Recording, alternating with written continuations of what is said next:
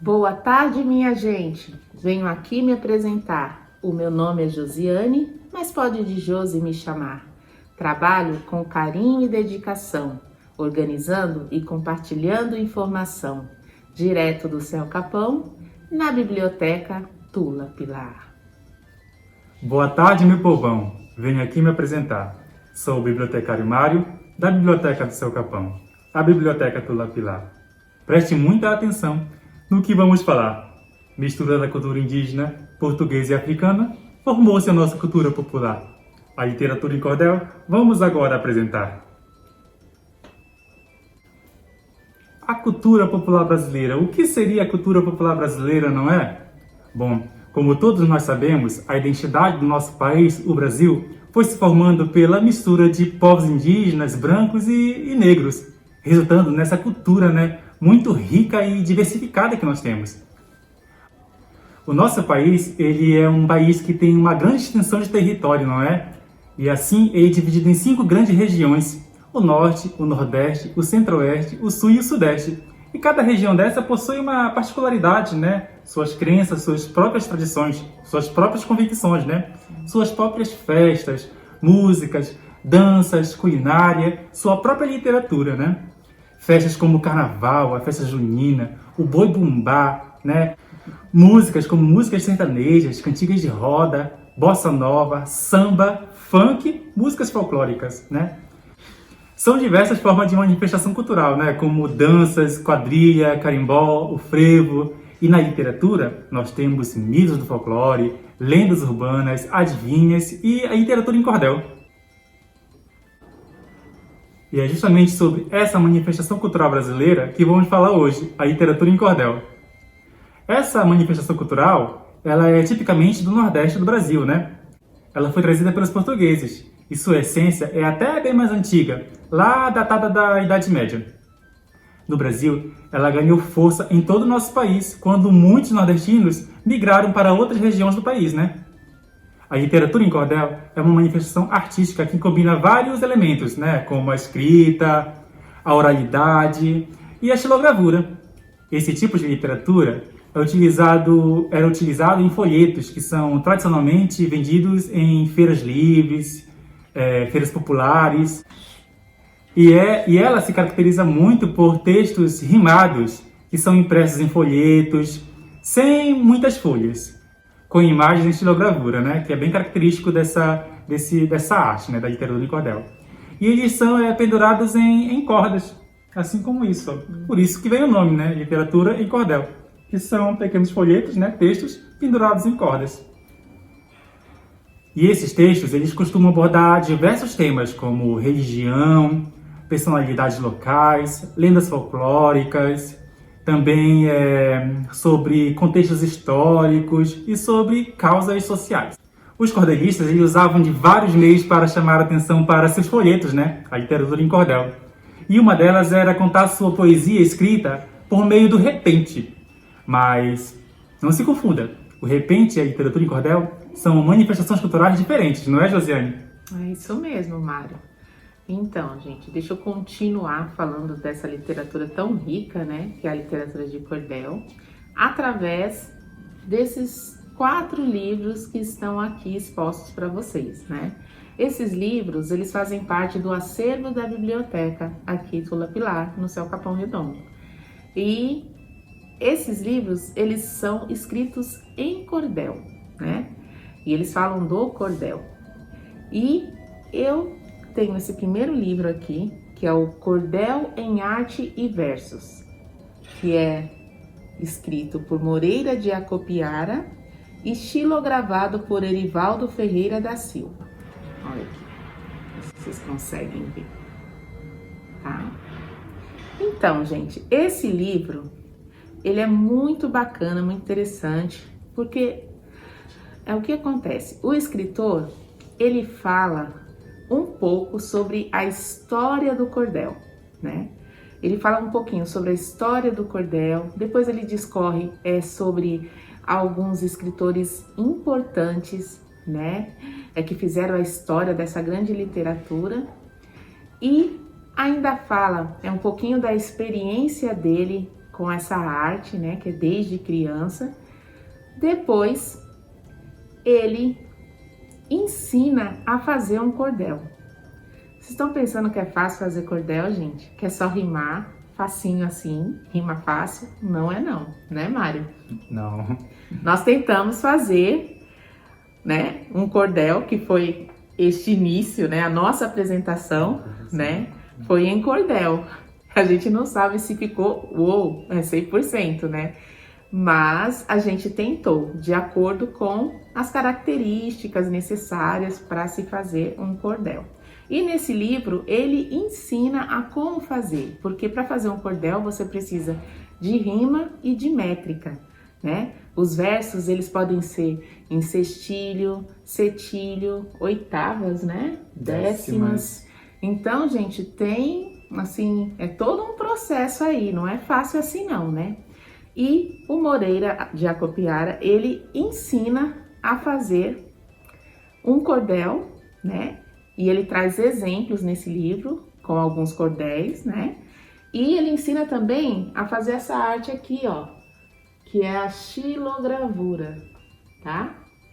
Então, a arte de xilogravura, ela é feita pelo xilogravista que pega a madeira e entalha de acordo com o tema que ele quer. Então, ele faz um desenho na madeira, né?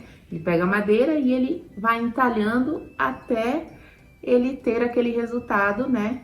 Esperado. Às vezes é uma árvore, uma palavra, né?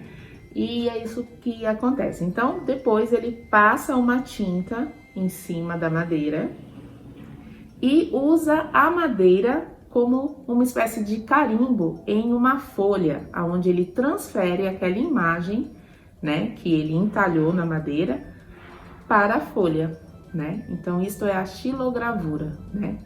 Então, o cordel, assim, né, o autor, ele fala do cordel, dessa arte maravilhosa, né, que é a literatura de cordel.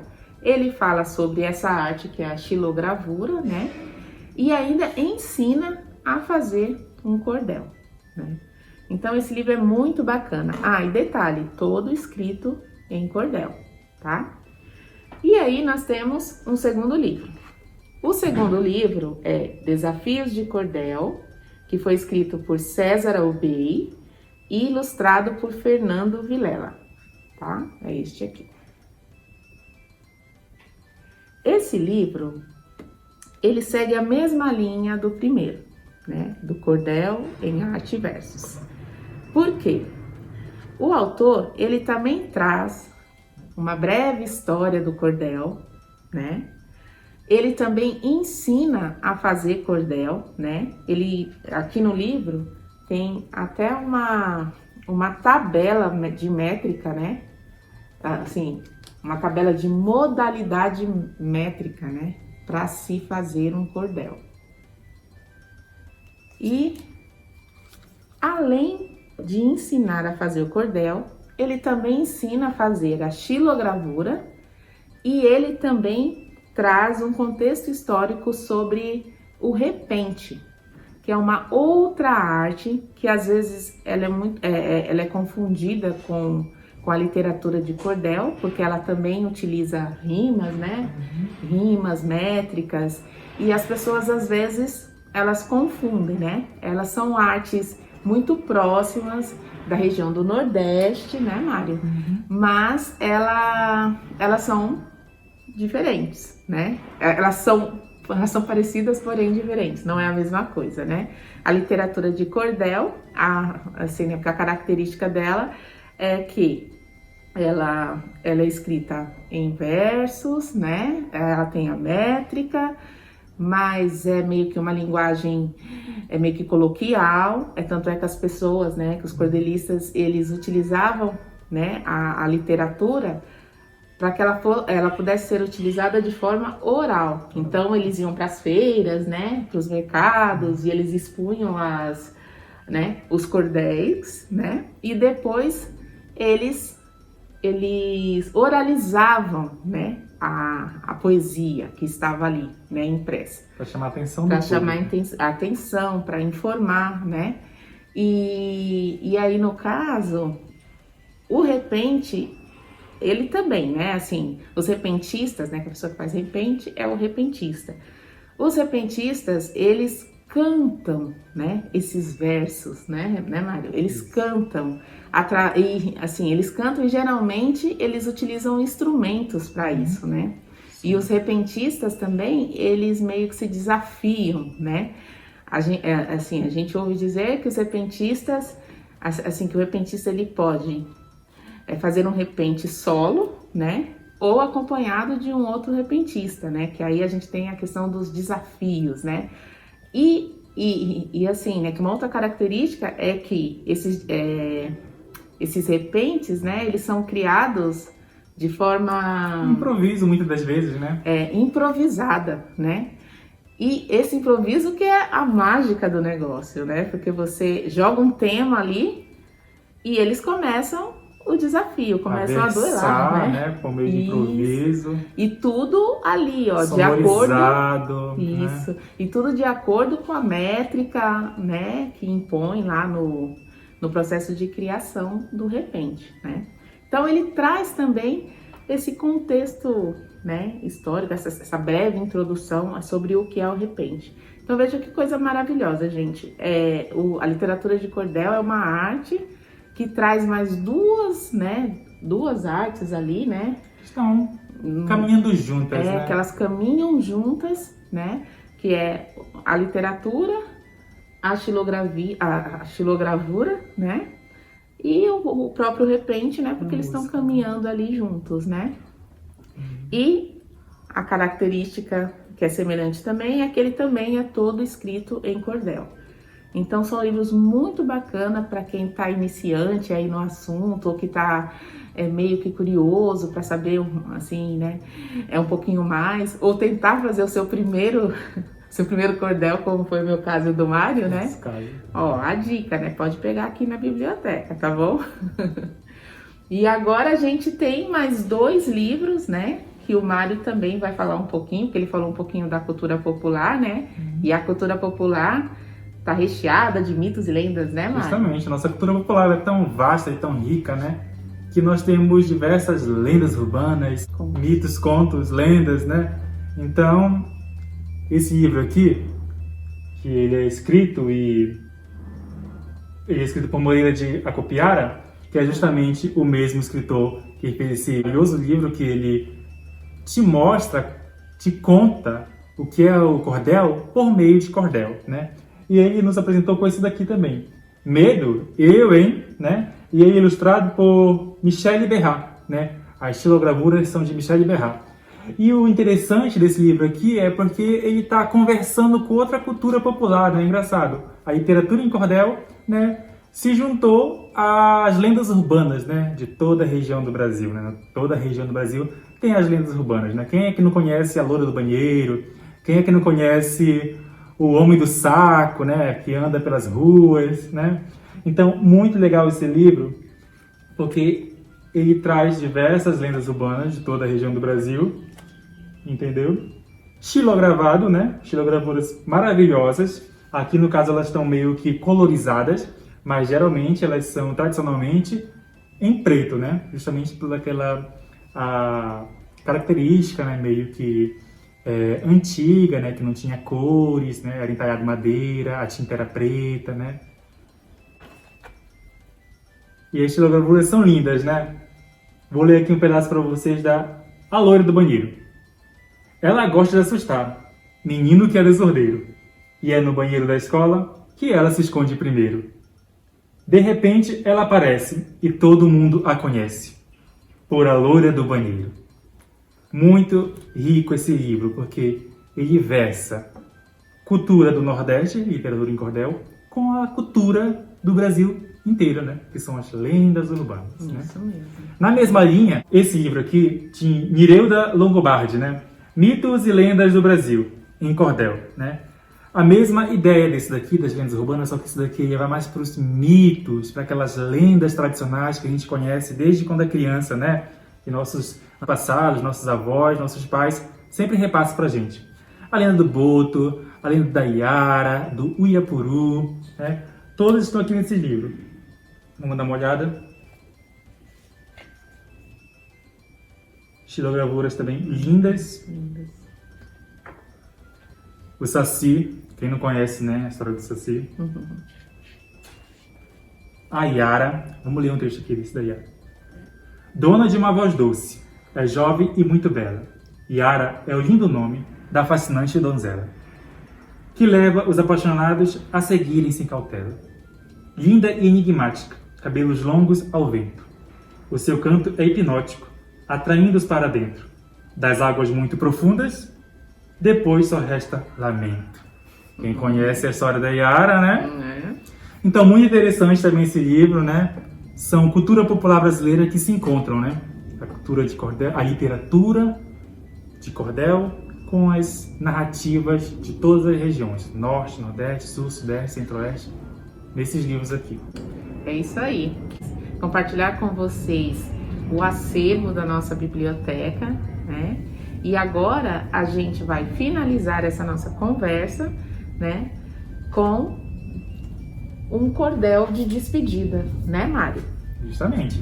Então a gente vai fazer aqui um dueto.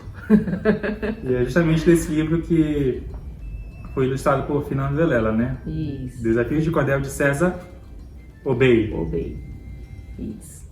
Adeus até outro dia. Desafios de Cordel já está chegando ao fim. Fiz da rima meu jardim, pro leitor muito fiel. Terminou o meu papel. De rimar com maestria, para você que prestigia a cultura popular e a arte de rimar, adeus até outro dia.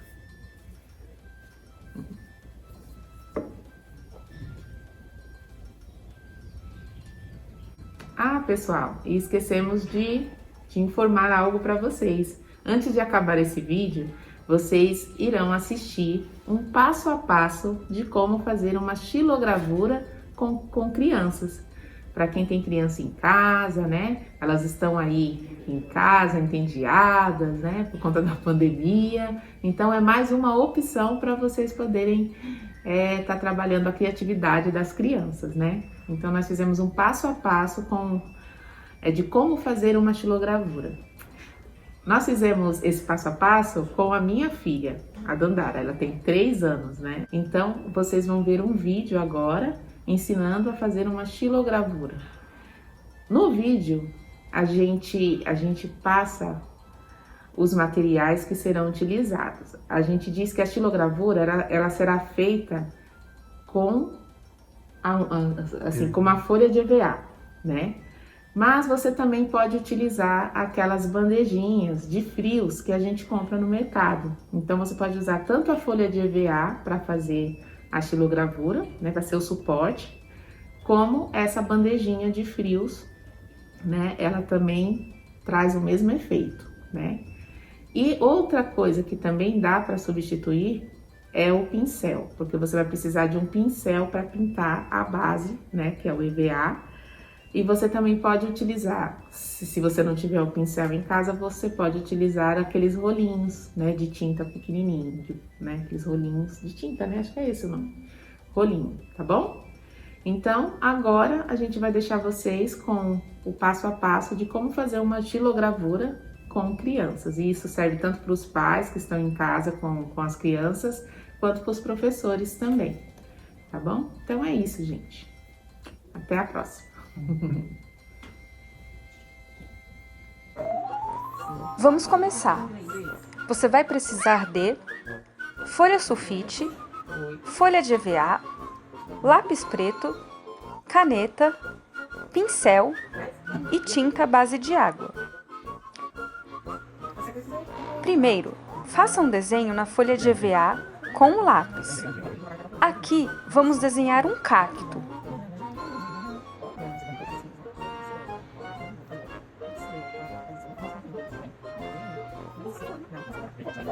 Depois, marque com força o desenho com a caneta para ficar um vinco na folha de EVA.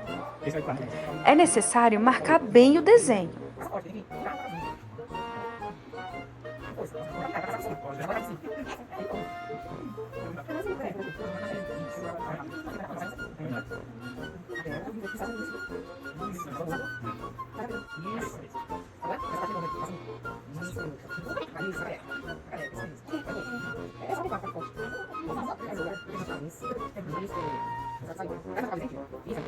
Agora, vamos pintar o desenho com a tinta.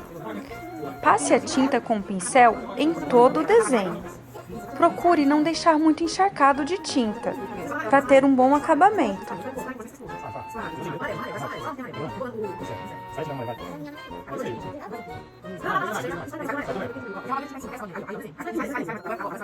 Com a tinta fresca, coloque a folha sulfite em cima do desenho e esfregue bem para que a folha fique bem aderente.